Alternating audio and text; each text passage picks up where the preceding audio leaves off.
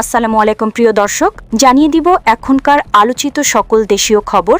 শুরুতেই জানিয়ে দেব সংবাদ শিরোনামগুলো। কলকাতায় আটক হাদিকে হত্যার নির্দেশদাতা বাপ্পি স্বীকার করছে না পুলিশ। এদিকে সার্জিস আলম, যার যত সক্ষমতা আছে আমার বিরুদ্ধে দুর্নীতি তদন্ত করেন। জানাবো পুলিশ ও প্রশাসন থেমে গেছে কাজের গতি, পরবর্তী সরকারের দিকে তাকিয়ে সবাই। এবং সর্বশেষ জানাবো স্ত্রী কন্যাসহ সাবেক মেয়র আদিকে দেশ ত্যাগে নিষেধাজ্ঞা।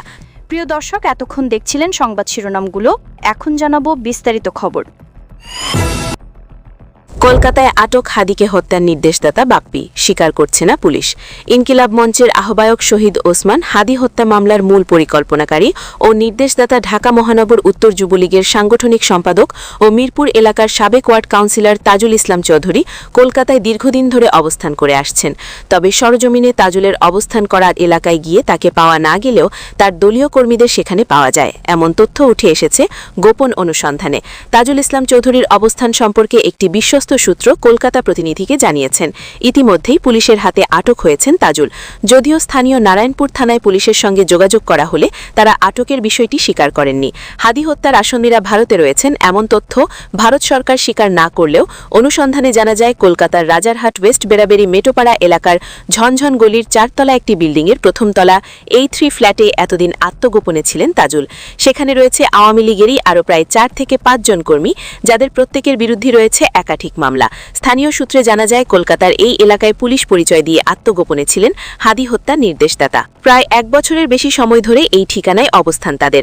এই ঠিকানায় সরজমিনে পৌঁছালে তাজুলের সঙ্গে ফ্লট শেয়ার করা দলীয় কর্মী ও শেরে বাংলা থানা এলাকায় যুবলীগ নেতা মফিকুর রহমান উজ্জ্বল, মোহাম্মদ সাজিবুল ইসলাম ও মোহাম্মদ ওমর শরীফকে পাওয়া যায়। তারা বলেন, তাজুল এই মুহূর্তে ফ্ল্যাটে নেই, আপনি নম্বর দিয়ে যান, তাকে আপনাকে ফোন করতে বলবো। আমাদের বিরুদ্ধে হাদি হত্যা মামলার কোনো রকম মামলা নেই। বাপ্পি ভাইয়ের বিরুদ্ধে আছে, তবে সেটা মিথ্যা মামলা। সার্জিস আলম, যার যত সক্ষমতা আছে আমার বিরুদ্ধে দুর্নীতি তদন্ত করেন।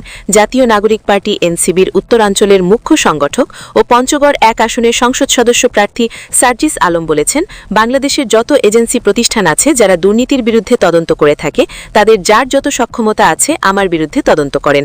তদন্তে যদি গত 1.5 বছরে আমার বিরুদ্ধে বিন্দু পরিমাণ দুর্নীতি অভিযোগ আনতে পারেন, যা আইনগত ব্যবস্থা হবে তাই মেনে নিব। হলফনামায় তথ্যের গড়মিলের প্রসঙ্গে সার্জিস বলেন, হলফনামার মেজর বিষয়গুলো ঠিক ছিল বলেই রিটার্নিং কর্মকর্তা আমার প্রার্থিতা বৈধ ঘোষণা করেছেন। তবে আয়কর রিটার্নে দেখানো আয়ের পরিমাণে আইনজীবী একটু মিস্টেক করেছিল। টাইপিং মিস্টেকের কারণে 9 লাখের জায়গায় 28 লাখ উল্লেখ করেছে, এটা ছিল অনিচ্ছাকৃত ভুল। পরবর্তীতে আমরা এটি সংশোধন করে দিয়েছি। এটি আইনগত প্রক্রিয়া অনুসরণ করেই করা হয়। বিএনপির দিকে অভিযোগ তুলে সার্জিস বলেন, এনসিপির রাজনীতিতে যারা যুক্ত হচ্ছে তাদেরকে বিএনপির তৃণমূলের নেতাকর্মীরা নানা ধরনের হুমকি দিচ্ছে। আমাদের কর্মীদের বাড়িতে বাড়িতে গিয়ে পরিবারগুলোকে হুমকি দিচ্ছে। এখনই যদি তারা ক্ষমতা ও পেশি শক্তির দাপট দেখায়, কালো টাকার প্রভাব দেখায়, তাহলে আগামী নির্বাচন সুষ্ঠু হওয়ার সম্ভাবনা একদমই দেখি না। সরকার ও নির্বাচন কমিশনকে এসবের বিরুদ্ধে ব্যবস্থা নিতে হবে। পুলিশ ও প্রশাসনে থেমে গেছে কাজের গতি, পরবর্তী সরকারের দিকে তাকিয়ে সবাই। আগামী 12 ফেব্রুয়ারি ত্রয়োদশ জাতীয় সংসদ নির্বাচন সামনে রেখে শুরু হয়েছে ক্ষণগণনা। সেই হিসেবে নির্বাচনে বাকি আছে 38 দিন। এই দিনগুলো দেশের মানুষের জন্য স্বস্তি নাকি উৎকণ্ঠা হবে তা নির্ভর করছে অন্তর্বর্তীকালীন সরকারের আন্তরিকতার উপর। সরকারের হয়ে নির্বাচন অনুষ্ঠানে কাজ করার কথা প্রশাসন ও আইন শৃঙ্খলা রক্ষাকারী বাহিনীর। তবে পরবর্তী সরকার কে বা কোন দলের হবে সেই হিসেব নিকাশ শুরু হয়েছে পুলিশ সহ বেসামরিক প্রশাসনে। আর এ কারণে কাজের চেয়ে আগামী সরকারের ঘনিষ্ঠ হওয়ার চেষ্টা করছেন অনেকে। পুলিশ তথা আইন শৃঙ্খলা বাহিনীর রুটিন কিছু কাজ নিয়ে আছে। তবে রুটিন কাজ চললেও বিভিন্ন মন্ত্রণালয় ও বিভাগের অধিকাংশ কর্মকর্তা আড্ডায় পার করছেন সময়। অন্যদিকে বিভিন্ন পেশাশোনার মানুষের মধ্যেও আগামী সরকার নিয়ে আগ্রহ তৈরি হয়েছে। এরই মধ্যে শিল্পোদ্যোক্তা ব্যবসায়ী সংগঠনের নেতারা বিএনপির ভারপ্রাপ্ত চেয়ারম্যান তারেক রহমানের সঙ্গে বৈঠক করেছেন। তারেক রহমানের কাছে বিনিয়োগের জন্য অনুকূল পরিবেশ তৈরি করা, ব্যাংক খাতে সুদ হার কমানো, গ্যাস ও জ্বালানি সংকট দূর করা, প্রশাসনের দুর্নীতি বন্ধ সহ দেশের আইন শৃঙ্খলা পরিস্থিতি স্বাভাবিক রাখার আহ্বান জানিয়েছেন তারা। গণতান্ত্রিক যুক্ত ফ্রন্টের ব্যানারে সোমবার দেশের বাম দলগুলোর পাশাপাশি অন্যান্য কয়েকটি দলের নেতাও তারেক রহমানের সঙ্গে দেখা করেছেন। এছাড়াও ভারপ্রাপ্ত চেয়ারম্যানের সঙ্গে সাক্ষাৎ করেন বাংলাদেশ ক্রিকেট বোর্ডের পরিচালকরা। এমন বাস্তবতায় জামাতে নির্বাহী পরিষদের বৈঠকে বলা হয়েছে, প্রশাসন একটি দলের প্রতি ঝুঁকে পড়েছে। সাবেক অতিরিক্ত সচিব ও জনপ্রশাসন বিশেষজ্ঞ মোহাম্মদ ফিরোজ মিয়া বলেন, আইন ও বিধির আলোকে রুটিন কাজ করা সরকারি কর্মচারীর দায়িত্ব। সেবা প্রদান তাদের নৈতিক কর্তব্য। পরবর্তী সরকারে কারা আসবে আসবেন তা দেখা কোনো সরকারি কর্মচারীর কাজ না। তিনি আরও বলেন, গোটা প্রশাসন যন্ত্র গতিপথ হারিয়েছে।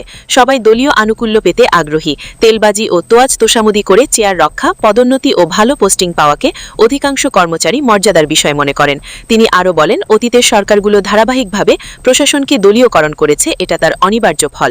সরকারের প্রশাসন যন্ত্রের বড় অংশ আইন শৃঙ্খলা রক্ষাকারী বাহিনী। তবে জনমনে কৌতূহল রয়েছে, নির্বাচন সামনে রেখে কি করছে তারা। একজন অতিরিক্ত আইজিপি বলেন, পুলিশের বেশিরভাগ কর্মকর্তা এখন বিএনপিমুখী। এসব কর্মকর্তা দুটি ধারায় বিভক্ত। বেশিরভাগ কর্মকর্তা চান উচ্চ পর্যায়ে রদবদল, বিশেষ করে চুক্তিভিত্তিক নিয়োগ পাওয়া কর্মকর্তাদের বাদ দিয়ে সেখানে নিয়মিত কর্মকর্তাদের চান তারা। আরেকটি অংশ বর্তমান নেতৃত্বের আগামী নির্বাচনে ভূমিকা পালন করার পক্ষে। তারা বলছেন, পুলিশে এই মুহূর্তে নেতৃত্বের পরিবর্তন হলে নির্বাচনে এর প্রভাব পড়তে পারে। পুলিশের এই দ্বিমুখী মনোভাব নিয়ে দ্বিধাদ্বন্দ্বে আছে সরকার। সূত্রমতে, আইজিপি, ডিএমপি কমিশনার, এসবি প্রধান ও র্যাব প্রধান উচ্চ পর্যায়ে এসব পদে পরিবর্তনের জন্য দফায় দফায় ফাইল গেছে প্রধান উপদেষ্টার কার্যালয়ে। পুলিশ বাহিনীতে পক্ষ বিপক্ষ বিরোধে এই ফাইল সই হয়নি বলে জানা গেছে। ধারণা করা হচ্ছে বৃহস্পতিবারের মধ্যে ওই ফাইল সই হতে পারে, আর তা না হলে আগামী নির্বাচনের আগ পর্যন্ত পুলিশের নেতৃত্বের কোনো পরিবর্তন হওয়ার সম্ভাবনা কম। পুলিশের উপর এক পর্ধ কর্মকর্তা বলেন, সরকার কোনো দলের হয়ে কাজ করতে চাচ্ছে না। এ কারণে আইন শৃঙ্খলা বাহিনীর বড় পদগুলোর পরিবর্তনের আগে অনেক কিছু বিবেচনায় নেওয়া হচ্ছে। সংশ্লিষ্ট সূত্রের মতে, পদোন্নতি এবং ভালো জায়গায় পদায়নের আশায় পুলিশের কিছু কর্মকর্তা নির্বাচন নিরপেক্ষ করতে এবং আইন শৃঙ্খলা পরিস্থিতি স্বাভাবিক রাখতে চেষ্টা করছেন। কিন্তু আরেকটি অংশ মনে করছে, রাজনৈতিক সরকার ক্ষমতায় এলে তাদের ভাগ্যের আরও উন্নতি হবে। তাই যে দল ক্ষমতায় আসার সম্ভাবনা বেশি, তাদের বিপক্ষে যায় এমন দৃশ্যমান কিছু করতে চাইছেন না তারা। আবার বর্তমানে যারা পুলিশের নেতৃত্ব দিচ্ছেন, তাদের অনেক দায়িত্ব নাও থাকতে পারে, এমনটা মনে করছেন কেউ কেউ। ফলে ওই পদগুলো কারা আসবেন, এ নিয়ে রয়েছে অদৃশ্য প্রতিযোগিতা। তাই এই অংশটি তাকিয়ে আছে পরবর্তী সরকারের দিকে। তারা যুক্ত হচ্ছে নানা তৎপরতায়। পদোন্নতি, পদায়ন ও চাকরিতে টিকে থাকার লক্ষ্য নিয়ে কাজ করছেন তাদেরই কেউ কেউ। অতি উৎসাহীদের কেউ কেউ গোপনে যোগাযোগ রাখছেন ক্ষমতায় আসার সম্ভাবনা আছে এমন রাজনৈতিক দলের সঙ্গে। ফ্যাসিবাদী আওয়ামী সরকার পতনের পেছনে তাদের কার কি ভূমিকা ছিল সেটি তুলে ধরার চেষ্টা করছেন তারা। পরিস্থিতি অনুকূলে নিতে কোনো কোনো কর্মকর্তা প্রতিদ্বন্দ্বী কর্মকর্তাদের বিরুদ্ধে বিষোদগার করতেও ছাড়ছেন না। সংশ্লিষ্ট একাধিক সূত্রে এসব তথ্য জানা গেছে। একজন পুলিশ সুপার বলেন, পুলিশ এখনও জনগণের আস্থা অর্জন করতে পারেনি। পুলিশের এখনও ভয়ভীতি আছে। কোথাও কোনো ঝামেলা হলে অনেক ক্ষেত্রে পুলিশে যেতে চায় না। পুলিশের নিষ্ক্রিয়তার কারণেই অনেক অপ্রীতিকর ঘটনা ঘটছে। তিনি বলেন, রাজনৈতিক সরকার না থাকায় পুলিশ কর্মকর্তারা এখন নিজেদের নিরাপদ মনে করছেন না। তারা ঝুঁকি নিয়ে কোনো কাজ করতে অনাগ্রহী, নিজে থেকে দায়িত্ব নিয়ে কিছু করতে চাইছেন না। পুলিশ হার্ডলাইনে গেলে অন্তর্বর্তী সরকার তাকে কতখানি সাপোর্ট দেবে, এই নিয়ে কারো কারো মনে সংশয় রয়েছে। তাই সময়টা কোনো মতে পার করে পরবর্তী সরকারের দিকে তাকিয়ে আছেন তারা। পুলিশের সাবেক আইজি আব্দুল কাইয়ুম বলেন, পুলিশ আগের চেয়ে অনেক অ্যাক্টিভ হলেও তাদের মধ্যে কিছু দুর্বলতা আছে। সঠিক সিদ্ধান্তের অভাবে তারা মব সন্ত্রাস ঠেকাতে পারছে না। তাদের মধ্যে সক্ষমতার অভাবের পাশাপাশি আছে নানা চ্যালেঞ্জও। সবাই আন্তরিক হলে চ্যালেঞ্জগুলো সহজেই মোকাবেলা করা সম্ভব হবে। পুলিশের এআইজি এসিএম শাহাদাত হোসেন বলেন, পুলিশের মধ্যে কোনো ধরনের ভয়ভীতি কাজ করছে না। পুরো উদ্যম নিয়ে মাঠে আছেন পুলিশ সদস্যরা। পুলিশের মনোবল এখন আগের চেয়ে অনেক চাঙ্গা। নির্বাচন সামনে রেখে যে কোনো ধরনের অপ্রীতিকর অবস্থা এড়াতে পুলিশ প্রস্তুত আছে। স্থবিরতা বিরাজ করছে প্রশাসনে। জাতীয় নির্বাচনের তফসিল ঘোষণার পর থেকেই সরকারের বিভিন্ন মন্ত্রণালয় বিভাগের কার্যক্রম কিছুটা ঝিমিয়ে পড়েছে। এমন আলোচনা আছে সচিবালয় সহ প্রশাসনের সর্বস্তরে।